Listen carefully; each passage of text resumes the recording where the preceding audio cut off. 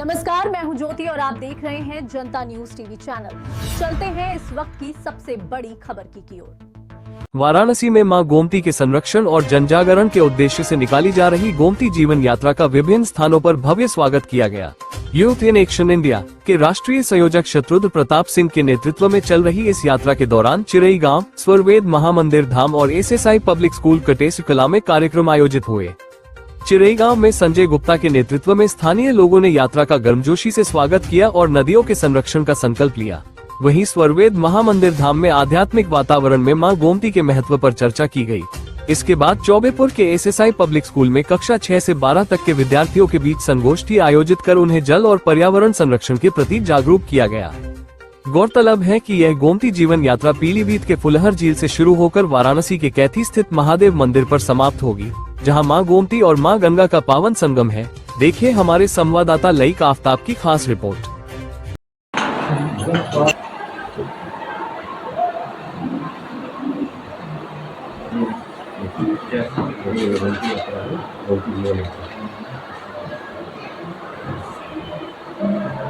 बारात निकाली गई है, ये यात्रा का उद्देश्य क्या है? पहले तो आप अपना परिचय बता दीजिए। मेरा नाम है शत्रुघ्न प्रताप और मेरा तो मूल स्थान जौनपुर है, रहता लखनऊ हूँ।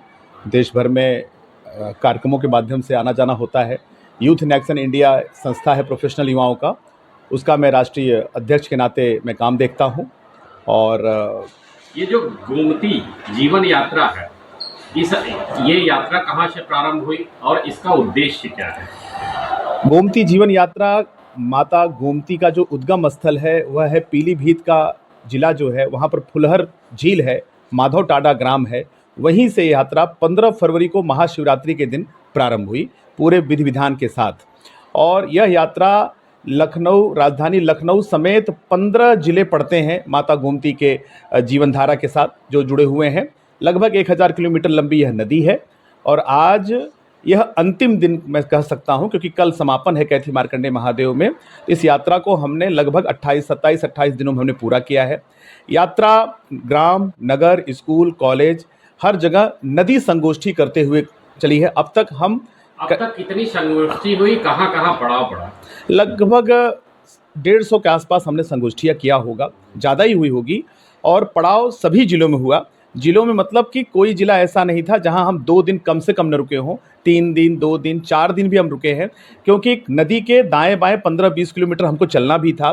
जहां हमें इस यात्रा का मुख्य उद्देश्य था, जो आज हमारी नदियां, जो हमारी जीवन धारा है, जिसको हम लोग अपनी माता मानते हैं, जिसके नाते हमारा अस्तित्व है, जिसके नाता हमारा भविष्य रहा है, हमारा वर्तमान है और आगे भविष्य भी रहने वाला है, वह मर रही हैं, वह सिकुड़ रही हैं, वह संकुचित हो रही हैं, उनको कहीं न कहीं से खत्म किया जा रहा है या खत्म हो रही हैं।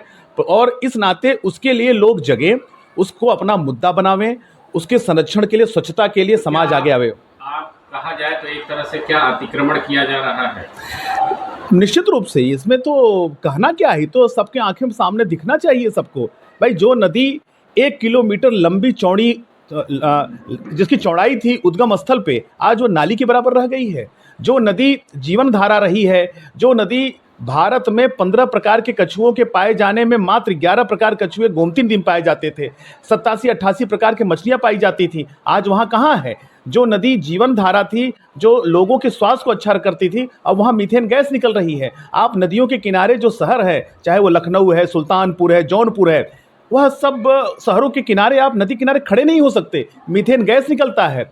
और हमको ये भी नहीं पता है, आज दुनिया AQI बात कर रहा है, आपकी नदी स्वच्छ नहीं है, हमारी नदी स्वच्छ नहीं है, नदी मर रही है, तो क्या लोगों का, हमारा, आपका भविष्य सुरक्षित रहने वाला है? देश के अंदर सबसे बड़ा विषय मैं समझता हूं नदी है, क्योंकि आज अगर समाज में किसी भी प्रकार का तनाव है, प्रदूषण है, तो वह सब अगर आप नदी के पास जाएंगे तो ध्यान में आएगा कि नदियां मर रही हैं। यह प्रकृति हमको कहीं न कहीं इंडिकेशन दे रही है कि नदी मर रही, इस नाते समाज भी अपने आप को खत्म कर रहा है। इस यात्रा का मूल उद्देश्य क्या है और क्या संदेश इस यात्रा से देना चाहते हैं? देखिए, इस यात्रा हम सब ने जब प्रारंभ किया तो नदी पर अध्ययन करके किया। सभी नदियों की अपनी विशेष क्वालिटी होती है, गुणधर्म होता है। तो आदि गंगा गोमती का अपना एक गुणधर्म है, बड़ा महत्व है। इनको अगर पौराणिक ये माता भगवती का स्वरूप इनको माना गया है।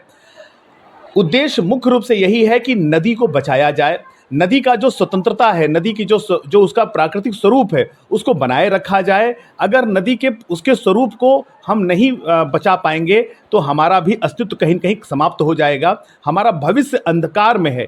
इस नाते इस यात्रा का उद्देश्य था समाज का जागरण करना। ध्यान रहे, समाज के लोग एकदम से नदी के प्रति अचेत हो चुके, जिनका नदी से कोई मतलब ही नहीं रह गया, वो भूल गए, सो गए कि हमारी माता क्या स्थिति है।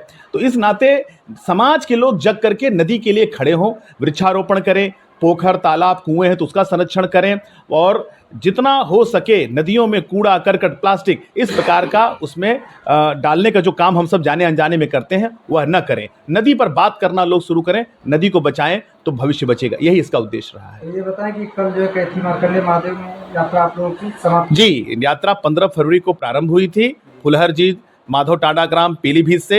यह यात्रा 15 जिलों से होते हुए कल जो वाराणसी और गाजीपुर के तट पर मार्कंडे महादेव कैथी स्थान जहां माता गंगा के साथ संगम, कल वहां पूर्ण विधि विधान के साथ मार्कंडे महादेव के लिए कब के लिए प्रस्थान करेंगे? लगभग हम 10 सवा 10 तक हम प्रस्थान करेंगे। हम नहीं कल प्रस्थान, क्योंकि आज तो ऐसे कॉलेजों में संगोष्ठी के माध्यम से आज 2-3 कार्यक्रम है। नदी पूजन भी एक घाट पर है, कहीं पर हमारे कार्यकर्ताओं ने रखा है, वहाँ पर हम जाएंगे। रात्रि विश्राम कैथी के पहले ही कहीं रखा है, वहाँ हम रुकेंगे। कल सुबह 10 बजे विधि विधान से हम एक यात्रा, पद यात्रा हमारी लगभग 1 किलोमीटर की चलेगी, और उसके बाद मार्कंडे महादेव में पूजन होगा। संगम पर जाकर के जो कलश है जिसका हमने पूजन करके हम चले हैं, और ये हमारा जो ध्वज है माता गोमती का, वहाँ पर विधि विधान से पूजन होगा। और फिर एक छोटा सा मंचीय कार्यक्रम समापन का रखा है स्थानीय कार्यकर्ताओं ने, उनके माध्यम से अपनी बात को पूरी तरह से कहते हुए हम यात्रा को एक विराम देंगे।